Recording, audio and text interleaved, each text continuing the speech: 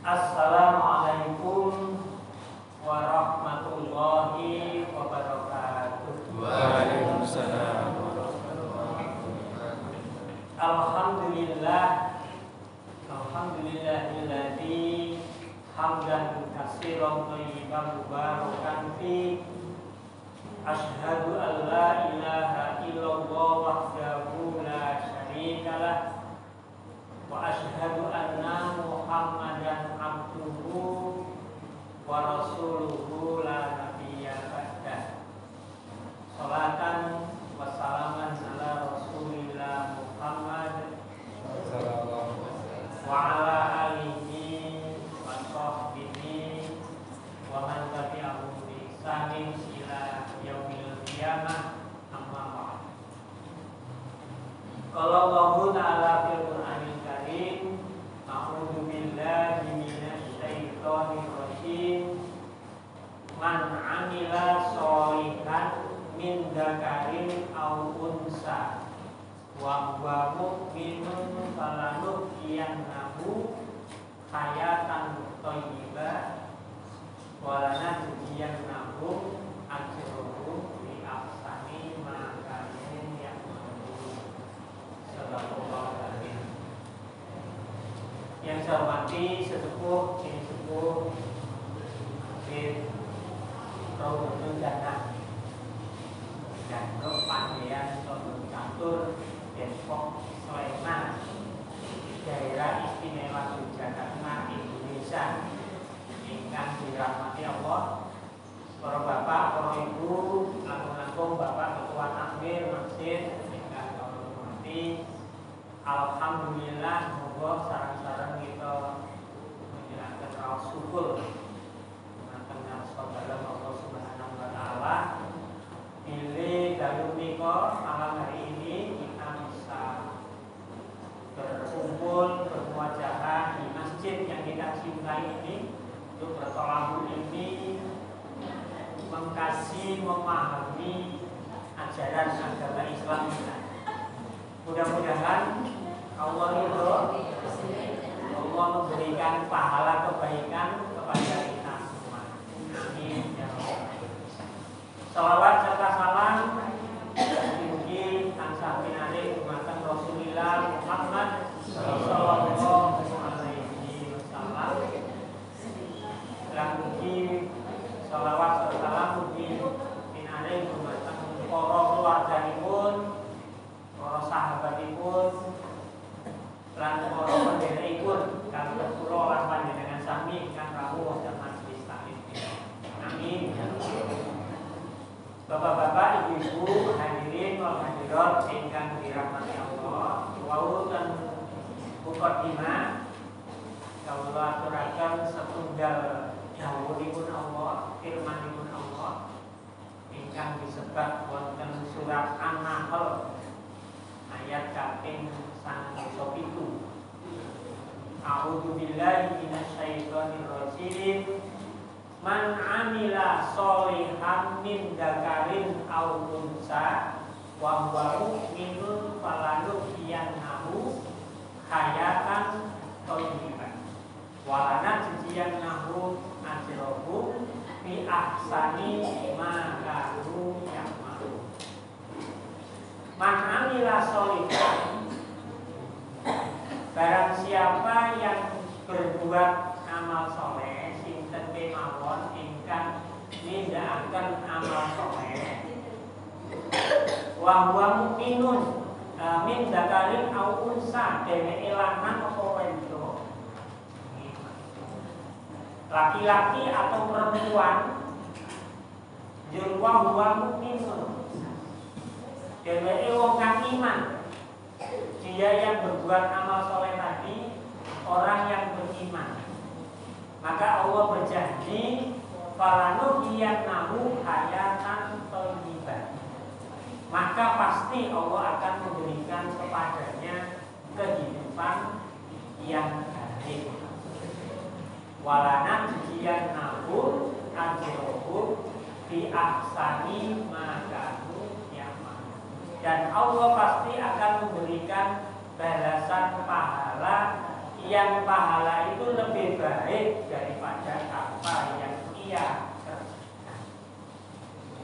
Ibu, bapak-bapak, hadirin wal hadirat ingkang dirahmati Allah. Saking ayat niku wau wonten jajanipun pinten-pinten tema ingkang saged kita pahami. Ingkang sepindhah inggih menika man amila sholihan. Sapa wong sing nindakake amal saleh. Napa ingkang disebut amal saleh niku? Amal ingkang becik utawi amal yang baik. Amal yang baik itu yang bagaimana? Amal yang baik itu amal yang memberi manfaat kepada siapapun. Bukan amal yang mendatangkan madorot utawi kesusahan bagi siapa. Jadi pokoknya nopo kemauan apa saja perbuatan amal kita yang mendatangkan manfaat itu disebut amal soleh.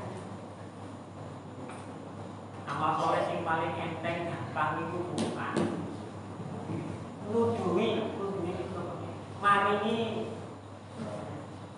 nopo petunjuk tiyang ingkang nembe kesasar. Niku nggih termasuk amal soleh, janjane enteng nek nggo jawab. Nggih Pak Minto niku nggih to. Enten setangga itu juga boten kertos, ya terus panjenengan niku maringi pitedah niku wau. Oh, daleme teng mriku niku lho. Jenengan lurus belok kiri ya, niku mungkin pun panggil. Wis wae.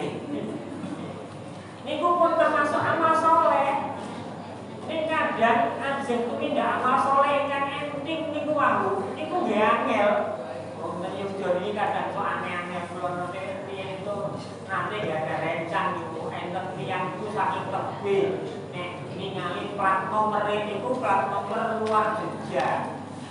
Lho niku ajeng tanggep jalan napa ajeng menuju ke jalan Magelang. Nek tanggep niku nang Maguwarjo niku. Lanjut jalan Magelang niku pundi to, Pak? Nek kelihatan nggih niku mboten mudhun saka sepeda motor. Lha wong arep tumindak amal saleh wae mbak, salah ora mudhun. Ya Allah.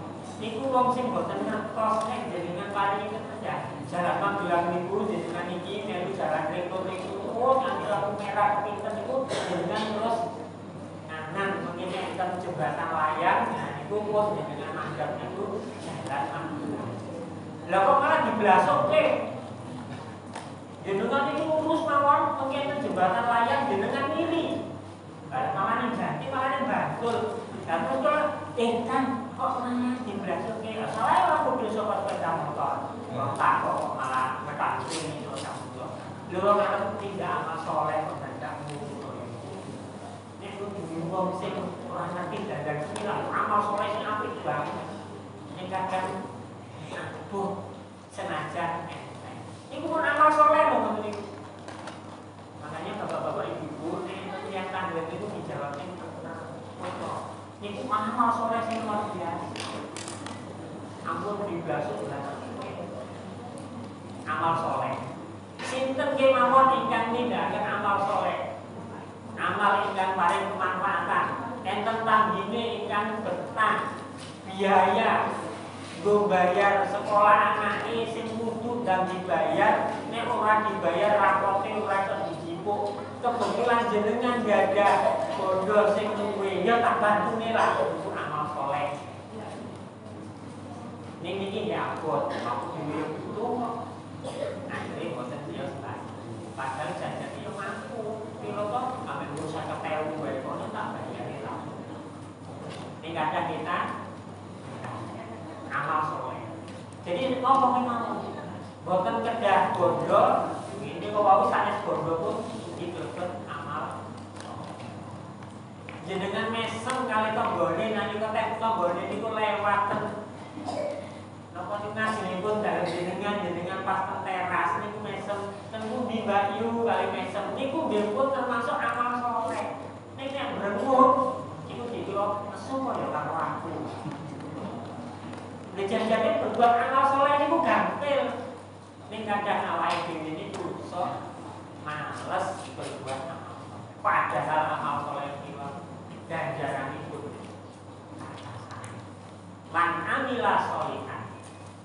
dakarin au unsa. Niku tiyang kakung napa tiyang setri niku diparingi Allah kesempatan tumindak amal soleh niku sami. Bu, sami Bu, jenengan ajeng tumindak amal soleh, kon ampun kalah kali bapak. Bapak dimoten alhamdulillah niki imbang. Imbang apa? Ingkang kakung kalengan setri anggenipun ngaos imbang jumlahipun.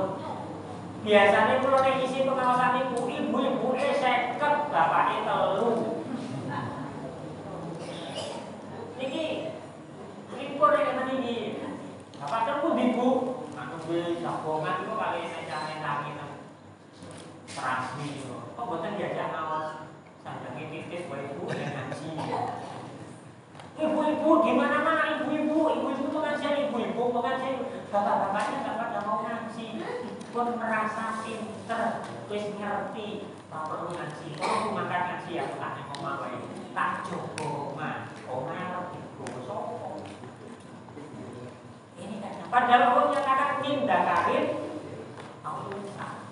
Kakung kakung ini disebut piye? Nek kasus nyatanipun sak menika niku kata-kataipun. Ya, padahal rumiyin zaman Nabi niku sing ngaos dumateng Kanjeng Rasul niku tiyang kakung sedaya setrine sing teng dalem sehingga ibunda Ummu Salamah niku nate protes dumateng Kanjeng Rasul. Ya Rasulullah, ini ibu-ibu pada protes.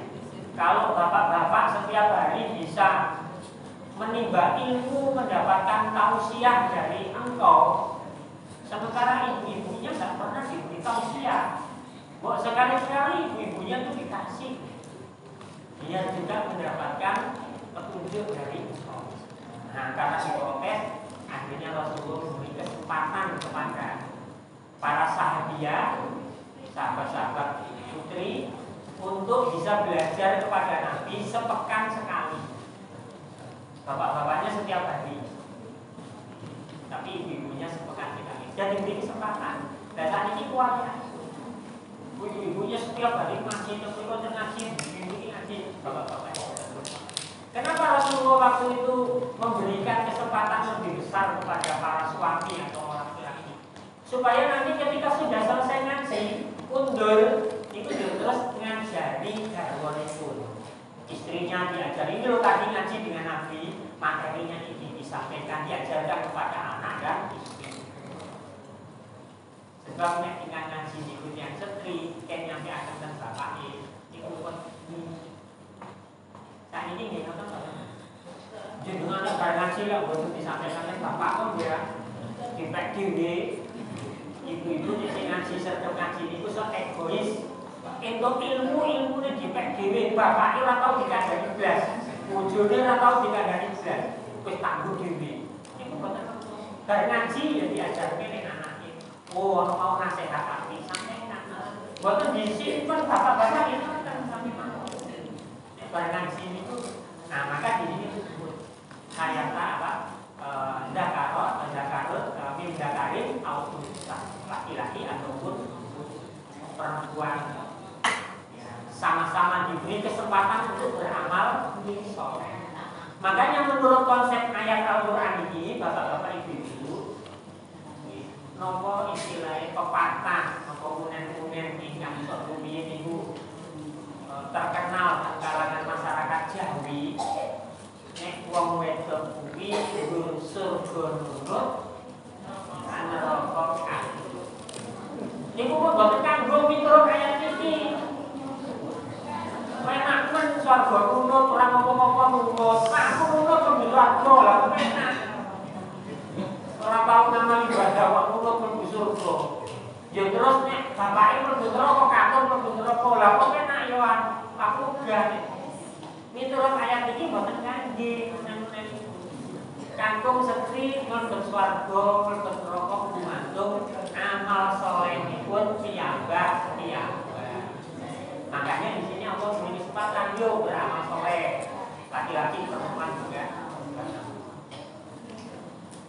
Nah, bapak-bapak, ibu-ibu, lajeng Allah nyebataken amal soleh ingkang mangke diparingi Allah afirmasi itu penghargaan. Diparingi Allah benjang diparingi pahala ingkang kata lan sae itu. Bakal diparingaken Allah yen syarat kaping kalinipun terpenuhi. Napa syaratipun? Wa huwa mu'minun. Dheweke wong kang iman. Dados amal soleh tok berbuat ingkang bermanfaat. Niku dereng tentu benjang niku diparingi penghargaan kali Allah, diparingi pahala, dilebetaken surga, diparingi gesang ingkang lain. Dereng tentu nek dheweke boten mukmin. Nah iki rada ekstrem.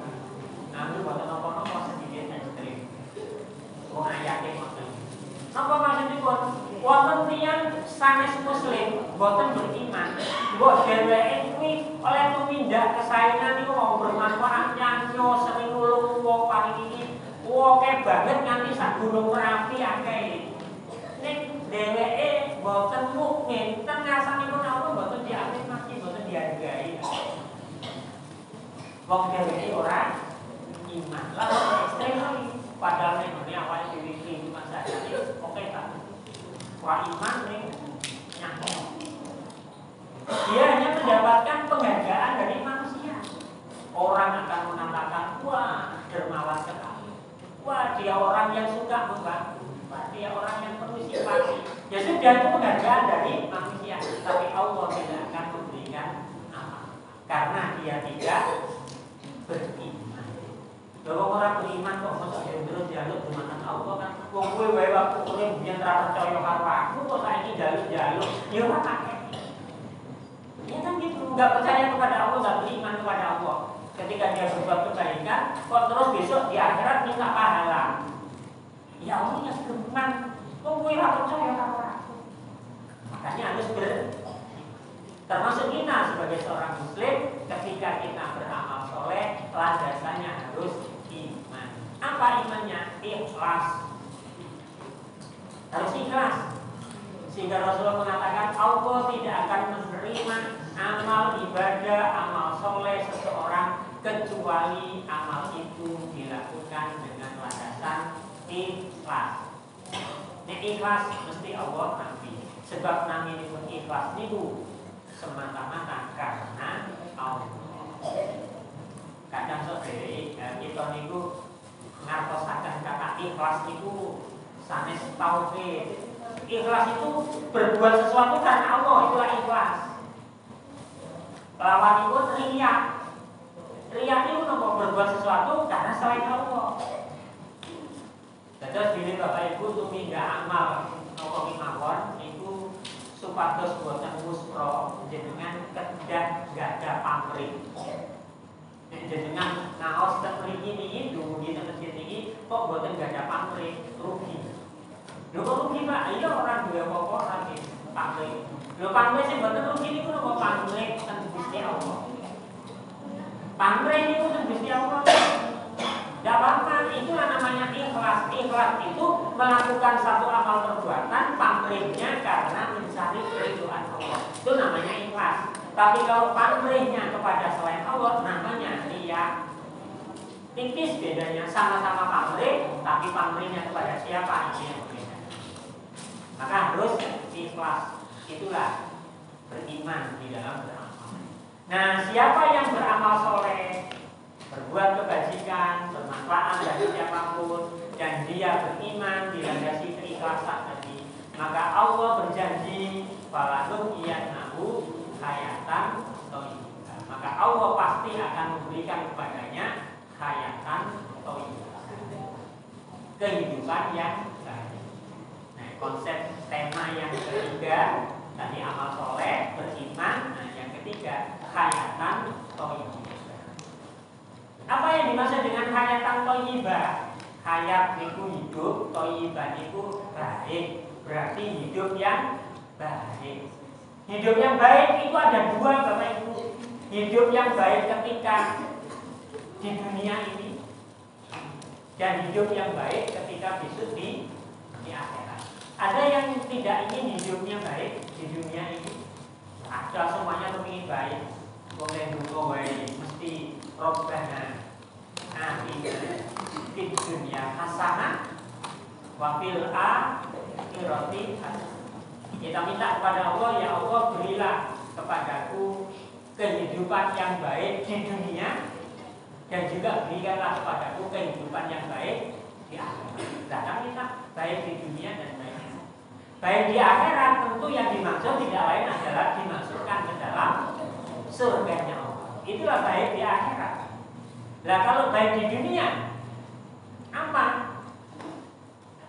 Sahabat Abdullah bin Abbas itu memahami bahwa hidup baik di dunia itu adalah hidup yang dipenuhi dengan rezeki yang halal. Wah, ini yang sahabat Abdullah bin Abbas. Hidup yang baik di dunia itu hidup yang dipenuhi dengan rezeki yang halal. Kalau menurut sahabat Ali bin Abi Thalib, hidup yang baik di dunia itu adalah bersikap qanaah. Dan bersikap qanaah. Nah, maka Bapak Ibu, kalau dari pendapat dari para sahabat-sahabat tadi, ya kita bisa kemudian memahami bahwa yang namanya hidup yang baik itu paling tidak ada lima kriteria. Hidup kita itu nanti baik atau tidak kita lihat dari 5. Yang pertama seperti yang tadi disampaikan oleh sahabat Abdullah bin Abbas, yaitu hidup yang dipenuhi dengan rezeki yang halal. Makanya Allah memerintahkan kepada kita, ya ayyuhan nasu kulu mimma fil ardi halalan thayyiban wala tattabi'u khutuwati syaiton innahu lakum aduwwun mubin. Jadi Allah perintahkan, ya ayyuhan nas, wahai manusia, kulu, makanlah mimma fil ardi, apa-apa yang ada di bumi ini halalan, yang halal, supaya hidup kita ini dipenuhi dengan rezeki yang halal. Ning di masyarakat kita niku sok kadang kita ingkang dikatakan golek sing haram wae. Angel opo meneh sing halal. Oh, niku ungkapan yang sangat berbahaya. Cari yang haram aja susah, apalagi yang halal. Lo kebalik itu. Cari yang halal itu mudah, justru cari yang haram itu yang susah. Sebab mencari yang haram itu tidak ada delik-delik. Yang halal itu terang-terangan aja halal. Jual beli halal. Kemudian bekerja yang halal, nggak usah korupsi, nggak usah. Justru yang haram itu yang susah. Nah, ini dibolak-balik masyarakat kita. Ini bukan dengan pernyataan-pernyataan minggu wau sehingga akhirnya ya wis tak boleh sing haram bae sing luwih gampang dibanding sing halal. Akhirnya korupsi, mencuri, merampok. Akhirnya rezeki yang dimakan menjadi rezeki yang tidak halal. Memakan rezeki yang tidak halal itu sangat berbahaya bagi dirinya maupun anggota keluarganya. Sebab barang siapa yang memakan harta yang haram, darah dagingnya akan menjadi kotor dan itu menjadi penyebab tertolaknya doa. Jadi Bapak Ibu, kalau doa kita sampai hari ini kok belum dikabulkan, introspeksinya sing apanan kuwi barang-barang sing introspeksinya kok aku ora terkabul yo. Iki barang sing apanan kuwi sing ora bener. Makanan haram itu bisa juga sebab karena cara memperolehnya nggak benar, barangnya halal, tapi cara mendapatkan barang itu tidak benar, itu menjadi haram meskipun barangnya halal. Yang kedua, memang barangnya itu haram, dilarang oleh Allah untuk dimakan. Ada 4 barang yang diharamkan oleh Allah. Innama harrama alaikumul maitata wad dama wa lahmal khinzir wa ma uhilla bihi Nah, jadi 4 itu barangnya, tapi caranya hati-hati. Kalau caranya memperoleh itu sudah tidak benar, meskipun tadi barangnya halal, tetap itu menjadi dan itu berbahaya. Maka rezeki yang halal itu menjadi indikator hidup akan tenang, hidup akan penuh dengan kebahagiaan. Di dalam surat An-Nisa ayat yang ke-29, Allah mengingatkan kita semua orang-orang yang beriman, ya ayyuhalladzina amanu la ta'kulu amwalakum bainakum bil batil. Hei orang-orang yang beriman, janganlah kalian memakan harta di antara kalian dengan cara yang batil. Tadi diperintahkan makanlah yang halal, yang batil, yang haram jangan dilakukan, supaya hidupnya menjadi khayatan. Itu yang pertama, indikator yang pertama. Indikator yang kedua yaitu kehidupan yang dilandasi qalbun syakirun. Qalbun itu nama berupa mana? Hati. Ampun salah nyebat, jangan salah sebut, karena di kamus bahasa Indonesia itu tulisannya berubah, tidak qalbun tapi kalbu. Padahal kalbu itu segawon. Loh, beda banget loh, kalbu kalau kalbu. Ini bahasa Indonesia kok itu berarti kan? Ya satu berarti. Ini panjenengan ingkang mangertosi aku nyebut kalbu. Yo kalbu waduh. Kalbu mana hati. Kalau Pak itu kan cuma bahasa. Lah bahasa umumnya ngoten kok. Wong kalbu dibaca dadi kalbu kan yo dadi beda artine. Maka hati-hati. Meskipun sudah menjadi bahasa baku di bahasa Indonesia, tapi kita harus hati-hati jangan sampai salah. Qalbun syakirun, hati yang pandai bersyukur. Bersyukur itu maknanya ada 3, Bapak Ibu. Bersyukur kepada Allah itu maknanya ada 3. Apa bersyukur itu? Yang pertama, bersyukur itu mengakui bahwa apa saja yang ada pada kita, nikmat yang ada pada diri kita itu semuanya dari Allah. Sehingga Allah Subhanahu wa taala nyebutaken dumateng kita, mengingatkan kepada kita, wa ma bikum min nikmati fa minallah. Maka apa saja nikmat yang ada pada diri itu semuanya berasal dari Allah. Bapak-bapak, ibu-ibu jangan bersikap seperti Qarun. Nanti film di Qarun gitu. Qarun itu sinten? Qarun itu bangsa Pak. Qarun itu saudara sepupu niku Nabi Musa. Bapak ibu Qarun niku adike bapake Nabi Musa, sepupuan. Nah, nalika Qarun zaman semonten niku saderenge itu sugih, dheweke niku kelebet sing pas-pasan, bahkan bisa dikatakan kekurangan. Hidupnya kekurangan. Karena mengetahui saudara sepupunya, kakak sepupunya itu menjadi nabi dan rasul. Ya terus Qarun ini merintih kepada Nabi Musa, ya saudaraku Musa, mbok tolong toh, aku iki didongake, kowe lah nabi rasul. Dongamu mesti makbul. Kok didongake ning ngene Allah supaya aku iki dadi wong sing ora kekurangan kok ini. Dan uripku kecukupan, tolong didongake. Nah, cara Nabi Musa mesake kalau sedulure lanang didongake. Setelah didoakan oleh Nabi Musa, perlahan-lahan akhirnya Qarun menjadi orang yang kaya, bahkan menjadi super kaya, jadi konglomerat. Sampai kunci gudang perbendaharaan mawon itu 7 gerobak. Itu kuncinya tahu. Nah, perbendaharaan itu sepiro? Saking oke, saking sugih.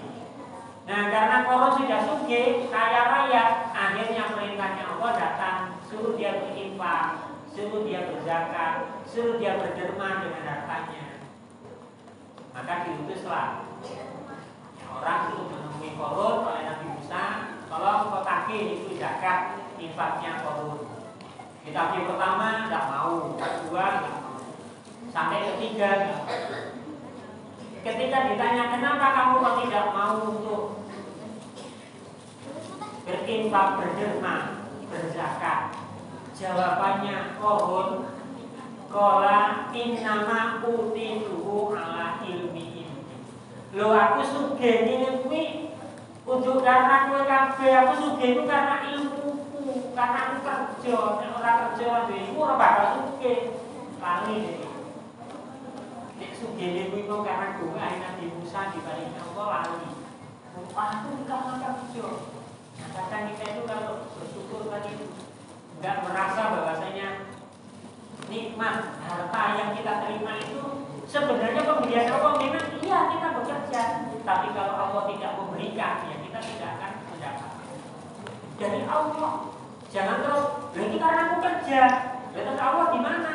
Allah itu Ar-Razzaqnya, Maha Pemberi rezeki.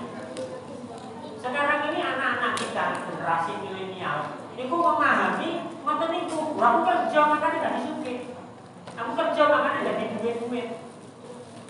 Jangan lupa kalau Allah itu Ar-Razzaq, pemberi rezeki. Jangan lupa bahwasanya nikmat yang diberikan itu berasal, nikmat yang diterima itu berasal dari.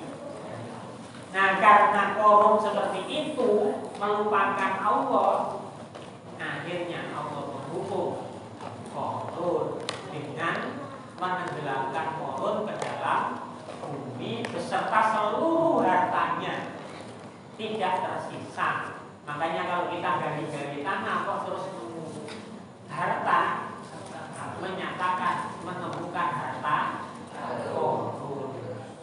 Terus jadi kita, iya harta korun, korun itu nek kono kok nanti tekan kene korun.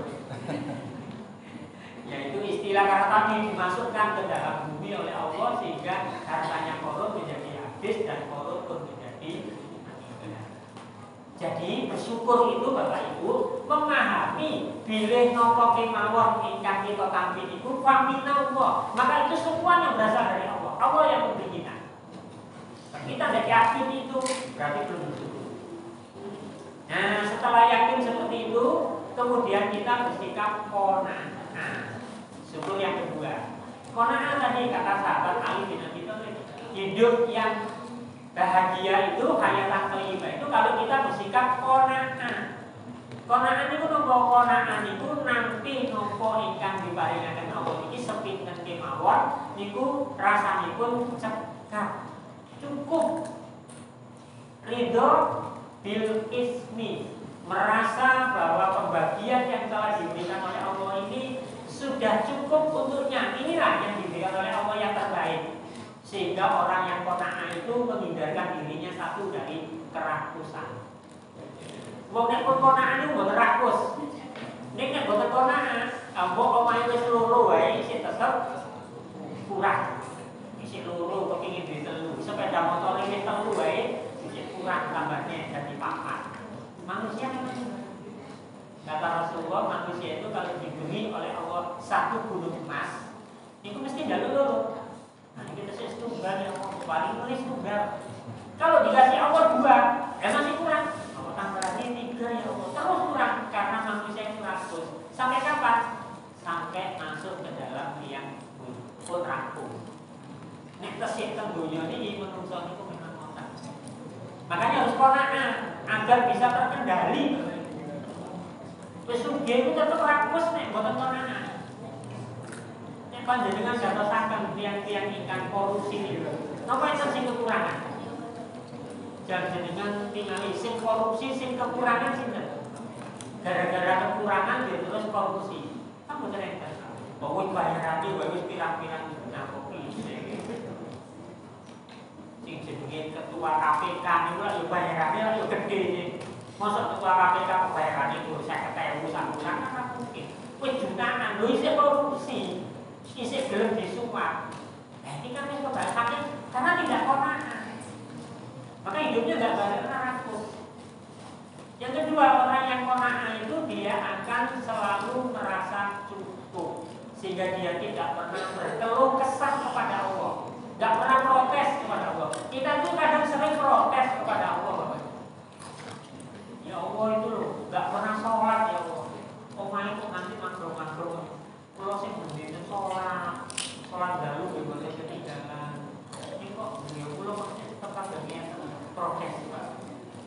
tidak rela kadang melihat orang lain seperti itu namanya tidak qanaah, suka memprotes Allah. Jadi kan sok qanaah memprotes.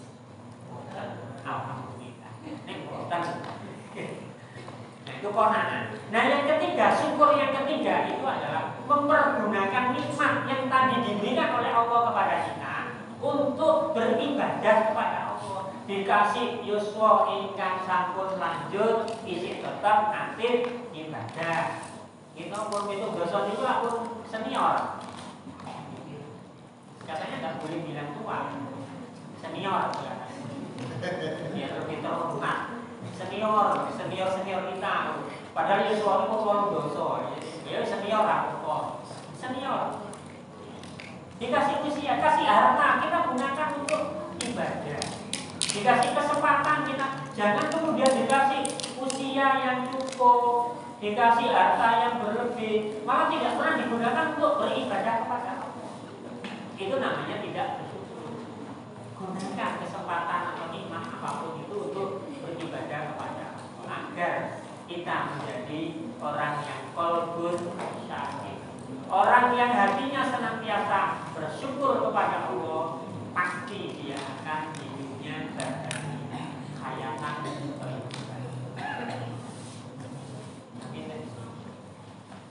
yang ketiga, indikator yang ketiga dari orang yang hayatan thayyibah yaitu orang yang hidupnya selalu dipenuhi dengan sakinatul qalb, hati yang tenang. Kalau tadi qalbun sakirun, ini hati yang tenang. Kenapa hatinya tenang? Karena selalu menghindarkan dirinya dari perbuatan maksiat. Siapapun Bapak Ibu yang suka berbuat maksiat, itu mesti boten tenang. Hatinya selalu gelisah. Siapapun, baik itu maksiat kecil maupun maksiat besar, dosa kecil ataupun dosa besar. Makanya nggak ada orang berbuat maksiat terang-terangan kecuali yang hatinya sudah mati. Sembunyi-sembunyi berterang ngerti, sebab yang ngerti jadi izin. Tidak tenang hidupnya. Maka kalau ingin hidupnya tenang, jauhi perbuatan dosa. Termasuk dosa kecil pun juga harus tetap kita jauhi. Jangan Bapak Ibu meremehkan. Apa itu kan cuma dosa kecil. Allah kan Maha Pengampun, pasti nanti diampuni. Oh hati-hati. Sahabat Ali bin Abi Thalib itu pernah mengatakan, gunung itu terbuat dari pasir. Gunung Merapi bukan sing jejeget kata-kata semacam itu. Iku janjane niku isine pasir. Pasir ini lembut nih kok. Niku nek kumpul semacam niku. Jadi cilik-cilik kumpul dari gede segede. Dosa niku nek cilik, maksiat niku nek cilik ning bendinten dilakoni. Niku beda tidak Gunung Merapi. Makanya hati-hati, jangan kemudian meremehkan aja nak dosa kecil. Bangun dino dilakoni. Bendino mau merasani, ragu-ragu mereka. Bendino kok nyebar berita kok. Kalau tidak nyebar berita kok, rasanya hatinya kurang marah. Sehingga HP di sini berberita sing rajin Kono ya bendino, apa ya? Sopo sih? Saya sampai heran. Kalau kita tidak berhati-hati dengan HP kita ini, kita bisa terjerumus dalam kemaksiatan. Karena berita yang masuk ke dalam HP kita itu belum tentu berita yang benar. Lebih banyak hoaxnya dari Bapak. Ciri berita hoax itu, meskipun api itu Bapak. Beritanya api, ini mau hoax. Ini nek boten enten sumbernya. Sumbernya dari mana itu nggak ada. Ini bawa cerita ini nggak ada sumbernya. Nah, itu namanya berita palsu, berita yang tidak benar. Makanya ada hadis Nabi itu disebut hadis maudhu, hadis palsu. Kenapa? Karena nggak ada sumbernya. Meskipun isinya baik, tapi karena nggak ada sumbernya jadi palsu. Nah, hati-hati. Itu juga kemaksiatan. Nyebar ngeser sing boten bener niku wau, niku nggih termasuk kemaksiatan. Harus dihindari. Jangan sampai kita berbuat maksiat sekecil apapun agar hidup kita ini selalu mendapatkan ketenangan. Sehingga tadi Allah akan dapat memberikan hayatan yang keempat, hayatan thayyibah itu yaitu kehidupan yang dilandasi sikap taat, patuh dan mencari keridhaan Allah. Sehingga Rasulullah bersabda, "Man radiya billahi robba wa bil islami dina wa bi Muhammadin nabiyya wa rasulah wajabat lahul jannah." Barang siapa yang ridho Allah adalah Rabbnya, ridho bahwasanya Islam sebagai aturan hidupnya, ridho bahwasanya Muhammad Shallallahu Alaihi Wasallam adalah Nabi dan Rasul utusan Allah, wajabat lahul jannah. Maka wajib bagi orang yang demikian itu masuk ke dalam surga. Nah itu Bapak. Yang kelima, hidup yang hayatan thayyibah itu adalah hidup yang selalu mendatangkan tadi kemanfaatan. Kalau kita selalu berbuat hal yang baik bermanfaat bagi orang lain akan selalu merasa senang dengan kita. Kalau kita disenangi oleh orang lain, ya tentu sahabat-sahabat kita akan lebih banyak, saudara-saudara kita akan lebih banyak. Tapi kalau kita membuat kemagorotan terhadap orang lain akan membenci kita. Hidup kita menjadi tidak tenang, jadi tidak.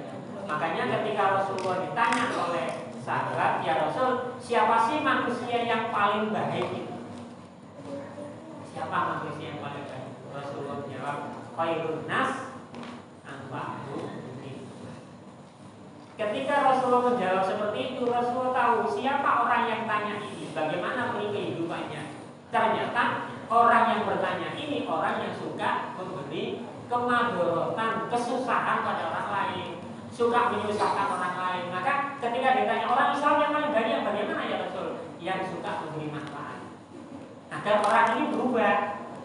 Nah ketika Rasulullah sudah menyampaikan orang manusia yang paling baik, orang Islam yang paling baik, suka memberi manfaat, dia kemudian merubah hidupnya. Yang awalnya suka membuat susah orang lain, bikin masalah, selalu bikin onar, akhirnya berubah. Dia kemudian jadi orang yang suka memberi kemanfaatan.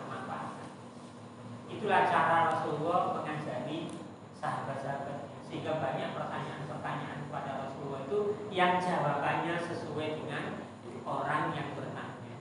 Ketika yang bertanya itu yang suka bohong, sama sahabat ini bohong terus ditanya, "Ya betul, orang Islam yang paling baik itu yang nggak pernah berbohong."